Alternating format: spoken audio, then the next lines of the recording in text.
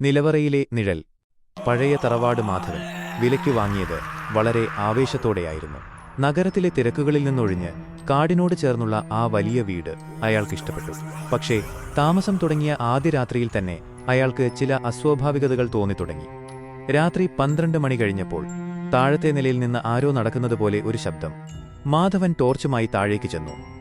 അവിടെ ആരുമില്ല. പക്ഷേ അടുക്കളയുടെ അരികിലുള്ള പഴയ നിലവറയുടെ വാതിൽ അല്പം തുറന്നിരിക്കുന്നു.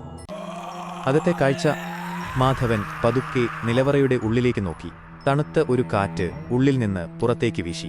ടോർച്ച് വെളിച്ചത്തിൽ അയാൾ കണ്ടത് ചുവരിൽ വരച്ചുവെച്ച ചില വിചിത്രമായ അടയാളങ്ങളാണ്. പെട്ടെന്ന് അയാളുടെ ചെവിയിൽ ഒരാൾ മന്ത്രിക്കുന്നത് പോലെ തോന്നി. തിരിഞ്ഞു നോക്കരുത്, നോക്കിയാൽ പിന്നെ നിനക്ക് മടങ്ങാൻ കഴിയില്ല. അയാളുടെ ശരീരം വിറയ്ക്കാൻ തുടങ്ങി.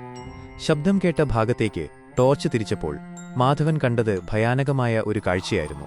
മുറിയുടെ മൂലയിൽ ഒരു രൂപം ഇരിക്കുന്നു. നീളമുള്ള മുടിയും മെലിഞ്ഞുണങ്ങിയ കൈകളും. ആ രൂപം പതുക്കെ തലയുയർത്തി മാധവനെ നോക്കി. അതിന് കണ്ണുകളുണ്ടായിരുന്നില്ല, വെറും 2 കറുത്ത കുഴികൾ മാത്രം. അന്ത്യം. ഭയന്ന് വിറച്ച മാധവൻ ഓടാൻ ശ്രമിച്ചു. പക്ഷേ നിലവറയുടെ വാതിൽ ആരോ പുറത്തുനിന്ന് പൂട്ടിക്കഴിഞ്ഞിരുന്നു. ഇരുട്ടിൽ ആ രൂപം അയാളുടെ അടുത്തേക്ക് ഇഴഞ്ഞുവരുന്നത് അയാൾ അറിഞ്ഞു. പിറ്റേന്ന് രാവിലെ ഗ്രാമവാസികൾ ആ വീടിന്റെ മുന്നിലെത്തിയപ്പോൾ വീട് നിശബ്ദമായിരുന്നു. മാധവനെ പിന്നെ ആരും കണ്ടിട്ടില്ല. ഇപ്പോഴും ആ പഴയ തറവാടിന് മുന്നിലൂടെ പോകുന്നവർ പറയുന്നു, രാത്രിയായാൽ നിലവറയ്ക്കുള്ളിൽ നിന്ന് ആരോ കരയുന്ന ശബ്ദം കേൾക്കാമെന്ന്. ഭാഗം. മാധവൻ ബോധരഹിതനായി വീണത് ആ തണുത്ത തറയിലേക്കായിരുന്നു. എത്ര നേരം അങ്ങനെ കിടന്നുവെന്ന് അയാൾക്കറിയില്ല. കണ്ണു തുറന്നപ്പോൾ ചുറ്റും കനത്ത ഇരുട്ടാണ്. ടോർച്ച് എവിടെയോ തെറിച്ചുപോയിരിക്കുന്നു. എഴുന്നേൽക്കാൻ ശ്രമിച്ച മാധവൻ ഞെട്ടിപ്പോയി. അയാളുടെ കൈകാലുകൾ അനക്കാൻ കഴിയുന്നില്ല. മരവിപ്പല്ല, മറിച്ച് അദൃശ്യമായ എന്തോ ഒന്ന് അയാളെ തറയോട് ചേർത്ത് അമർത്തിപ്പിടിച്ചിരിക്കുന്നത് പോലെ. പെട്ടെന്ന് നിലവറയുടെ മൂലയിൽ നിന്ന് ഒരു പഴയ റാന്തൽ വിളക്കിന്റെ മങ്ങിയ വെളിച്ചം തെളിഞ്ഞു. ആ വെളിച്ചത്തിൽ മാധവൻ കണ്ടത് ഭയാനകമായ മറ്റൊരു കാഴ്ചയായിരുന്നു. രഹസ്യം വെളിപ്പെടുന്നു. നിലവറയുടെ ചുവരുകളിൽ മാധവന്റെ തന്നെ ചിത്രങ്ങൾ. പക്ഷേ അവയെല്ലാം വർഷങ്ങൾ പഴക്കമുള്ളതുപോലെയിരിക്കുന്നു. ആ ചിത്രങ്ങളിൽ അയാൾ മരിച്ചു കിടക്കുന്നതായാണ് വരച്ചിരിക്കുന്നത്. റാന്തൽ വിളക്കുമായി ആ രൂപം വീണ്ടും അയാളുടെ അടുത്തേക്ക് വന്നു. കണ്ണുകളില്ലാത്ത ആ രൂപം സംസാരിക്കാൻ തുടങ്ങി. അതൊരു മനുഷ്യ ശബ്ദമായിരുന്നില്ല, മറിച്ച് തുരുമ്പിച്ച കാറ്റ് വീശുന്നതുപോലുള്ള ഒരു ശബ്ദമായിരുന്നു. നീ വന്നത് ഇപ്പോഴല്ല മാധവ. 100 വർഷങ്ങൾക്ക് മുൻപേ നീ ഇവിടെ ഉണ്ടായിരുന്നു. നിന്റെ ചോര കൊണ്ടാണ് ഈ തറവാടിന്റെ തറ പണിതത്. ആ കടം വീട്ടാനാണ് നീ വീണ്ടും എത്തിയത്. കാലചക്രത്തിന്റെ കെണി. പെട്ടെന്ന് നിലവറയിലെ ചുവരുകൾ അപ്രത്യക്ഷമായി. മാധവൻ സ്വയം കണ്ടത് ഒരു പഴയ കാലഘട്ടത്തിലാണ്. താൻ ആ തറവാടിന്റെ പഴയ ഉടമസ്ഥനാണെന്നും ഒരു മന്ത്രവാദത്തിന് ഇരയായി കൊല്ലപ്പെട്ടതാണെന്നും അയാൾക്ക് മനസ്സിലായി. ആ കണ്ണുകളില്ലാത്ത രൂപം മറ്റാരുമല്ല, മാധവന്റെ തന്നെ പഴയ ജന്മത്തിന്റെ ആത്മാവായിരുന്നു.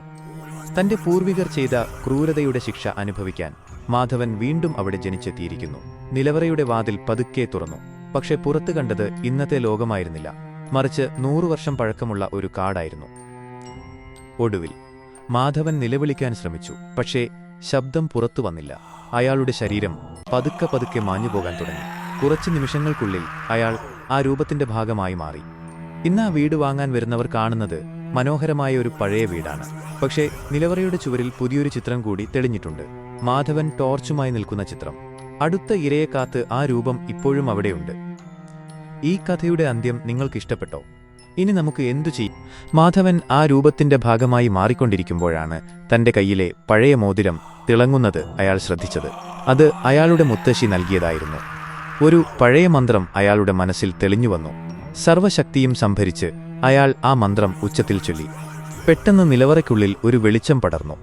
ആ കണ്ണുകളില്ലാത്ത രൂപം ഭയത്തോടെ പിന്നോട്ടു മാറി. ശാപമോക്ഷം. മാധവൻ കണ്ടത് ആ രൂപത്തിനു പുറകിലായി ഒരു പഴയ താളിയോല ഇരിക്കുന്നതാണ്. ആ തറവാടിന്റെ ആത്മാവിനെ തളച്ചിട്ടിരിക്കുന്നത് ആ ഓലയിലാണെന്ന് അയാൾക്ക് പെട്ടെന്ന് തോന്നി. മടിച്ചു നിൽക്കാതെ മാധവൻ റാന്തൽ വിളക്കിലെ തീ ആ താളിയോലയിലേക്ക് എറിഞ്ഞു. നിമിഷങ്ങൾക്കുള്ളിൽ ആ നിലവറയിൽ ഭയാനകമായ ഒരു അലർച്ച മുഴങ്ങി. ആ രൂപം പുകയായി മാറി അന്തരീക്ഷത്തിൽ അലിഞ്ഞുപോയി. ഭിത്തിയിലെ ചിത്രങ്ങളെല്ലാം ഒന്നൊന്നായി മാഞ്ഞു തുടങ്ങി. മരവിപ്പ് വിട്ടുമാറിയ മാധവൻ വാതിലിനു നേരെ ഓട്ടി. ഇത്തവണ വാതിൽ തനിയെ തുറന്നു. പുതിയ പുലരി. പുറത്ത് സൂര്യൻ ഉദിച്ചു വരികയായിരുന്നു. കിളികളുടെ ചിലപ്പും ശുദ്ധവായുവും മാധവനെ യാഥാർത്ഥ്യത്തിലേക്ക് തിരികെ കൊണ്ടുവന്നു. അയാൾ തിരിഞ്ഞു നോക്കിയപ്പോൾ ആ പഴയ തറവാട് ഒരു സാധാരണ വീട് മാത്രമായി തോന്നി. പക്ഷേ അയാളുടെ കൈവെള്ളയിൽ ഒരു ചെറിയ പൊള്ളലേറ്റ പാടുണ്ടായിരുന്നു. ആ പഴയ രൂപം അയാളെ സ്പർശിച്ചതിന്റെ അടയാളം. മാധവൻ ആ വീട് ഉടനെ തന്നെ ഉപേക്ഷിച്ചു. പക്ഷെ ഇന്നും ആ വഴി പോകുമ്പോൾ അയാൾക്ക് തോന്നും ആ നിലവറയുടെ ജനാലയിലൂടെ ആരോ തന്നെ നോക്കി പുഞ്ചിരിക്കുന്നുണ്ടെന്ന്. അതൊരു പക്ഷേ ആത്മാവിന്റെ മോക്ഷമായിരിക്കാം, അല്ലെങ്കിൽ മറ്റൊരു തുടക്കത്തിന്റെ സൂചനയാകാം. മാധവന്റെ യാത്ര ഇവിടെ അവസാനിക്കുന്നു.